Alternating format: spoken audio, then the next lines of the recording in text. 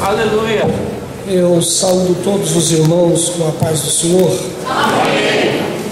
É uma alegria poder estar nesta manhã com os irmãos para cearmos juntos. E esta é a primeira vez depois que o pastor Flávio assumiu a direção da igreja, né? E eu estou vendo que os irmãos estão aí felizes. Isso é bom, graças a Deus. Meus amados, antes de nós lermos a palavra, eu queria mudar algo que eu fiz no dia que dei posse ao pastor Flávio. E o fiz na ocasião, até pelo pedido dele mesmo. E ele estava um pouco temeroso, preocupado, isso é natural, né? Naquele momento em que precisava assumir a direção da igreja. E ele nos pediu que desse a posse dele de forma interina, né? Mas nós queremos revogar isto hoje. Ele já não é mais pastor interino, ele é o pastor definitivo.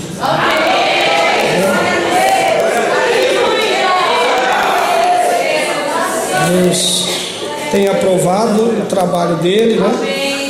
E Deus vai fazer uma grande obra neste lugar. Em nome de Jesus. Graças a Deus. Aleluia. Muito bem, meus amados. Eu quero ler com os irmãos nesta manhã no livro de Lucas, capítulo 10.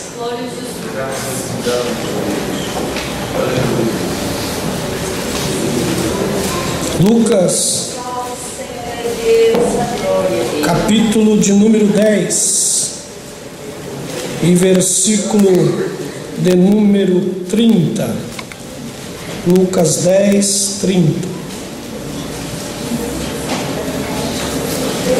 Leiamos a palavra do Senhor. E em resposta disse Jesus: um homem descia de Jerusalém para Jericó, quando caiu nas mãos de assaltantes. Estes lhe tiraram as roupas, espancaram-no e se foram, deixando-o quase morto.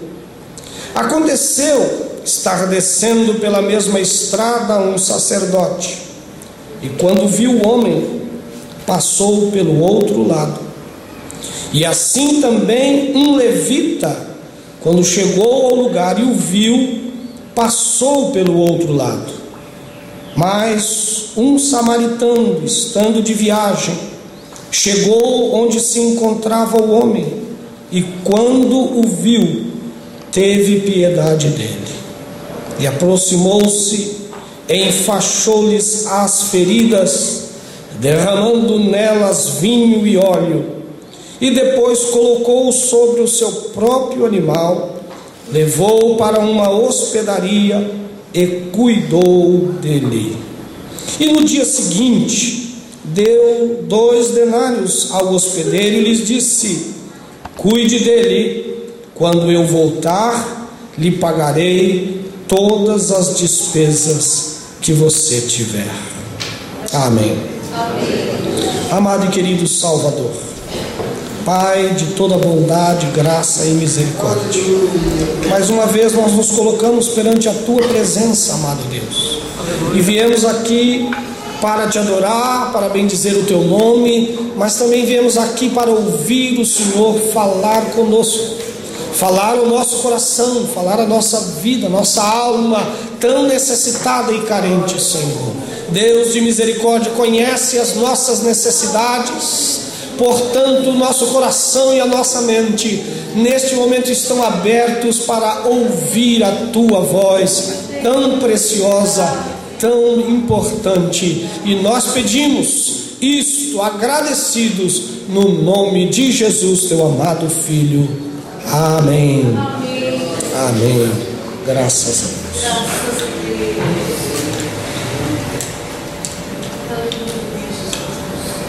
Graças a Deus. Esta parábola, chamada parábola do bom samaritano,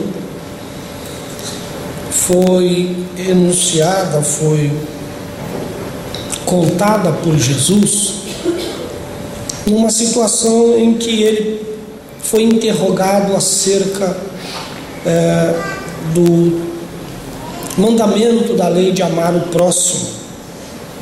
E o homem então indagou Jesus quem era o seu próximo, a quem ele devia amar. E aí então Jesus discorre esta história, conta esta história, exatamente para explicar quem era o próximo, né? Então, o intuito, o ideal desta parábola, o porquê dela ter sido contada, era exatamente este. Mas eu queria fazer uma abordagem um pouco diferente nesse texto, nesta manhã, para os irmãos. E o que eu queria falar com os irmãos nesta manhã era exatamente, meus amados, acerca da visitação destes indivíduos que aparecem aqui nessa história, na cidade de Jerusalém.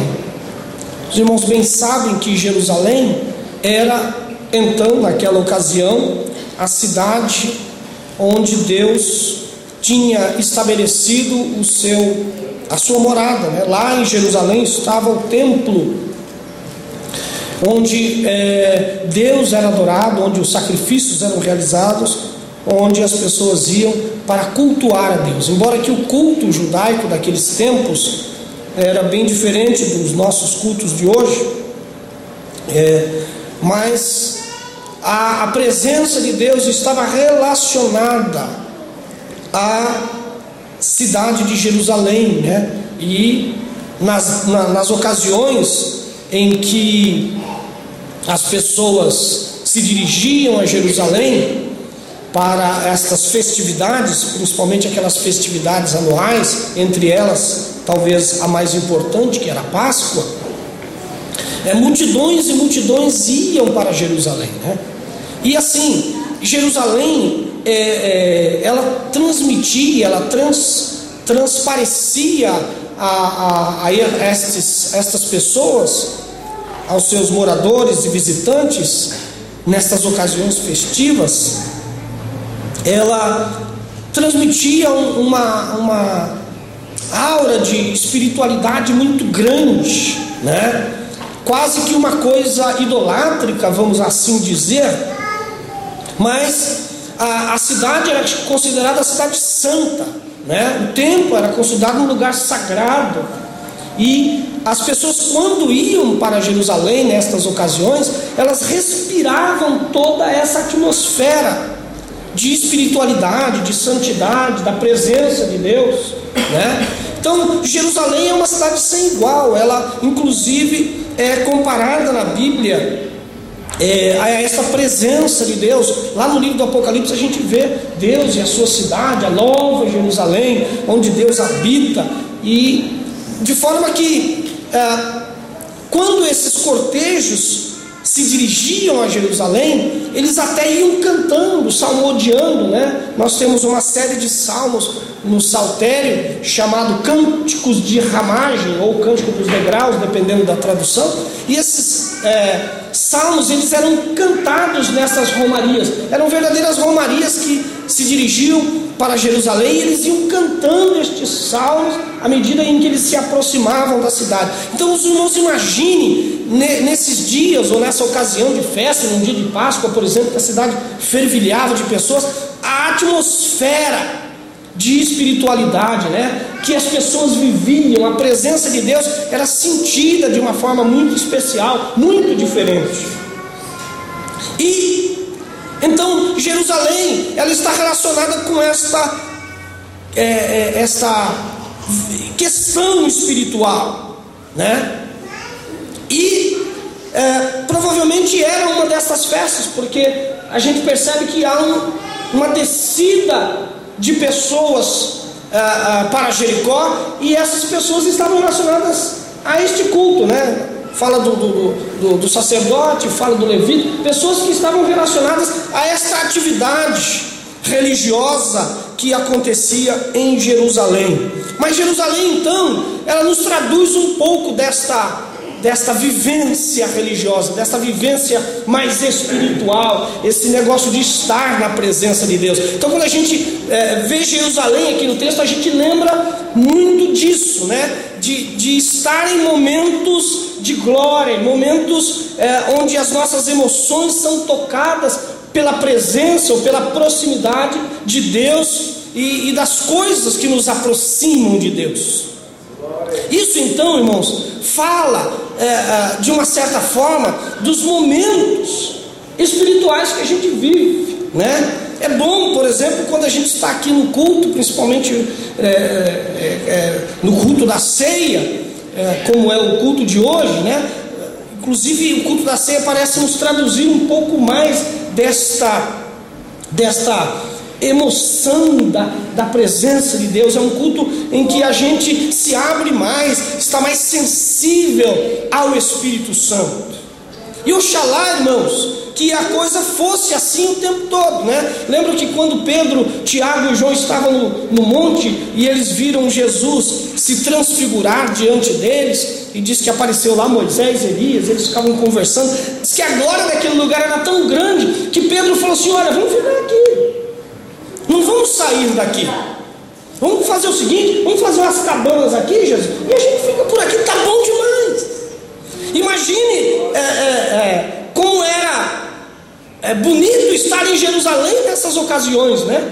Parece que os pais de Jesus ficaram tão envolvidos com essa áurea da festa que até esqueceram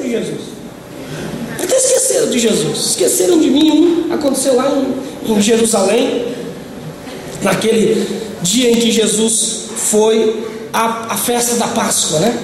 Então, meus amados irmãos, essas coisas acontecem. Nós às vezes vivemos em uma atmosfera de espiritualidade. Aliás, há pessoas que tentam vivenciar essa tal espiritualidade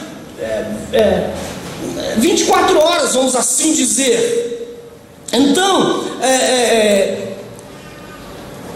mas aí acontece uma coisa: a festa acaba. A festa acaba.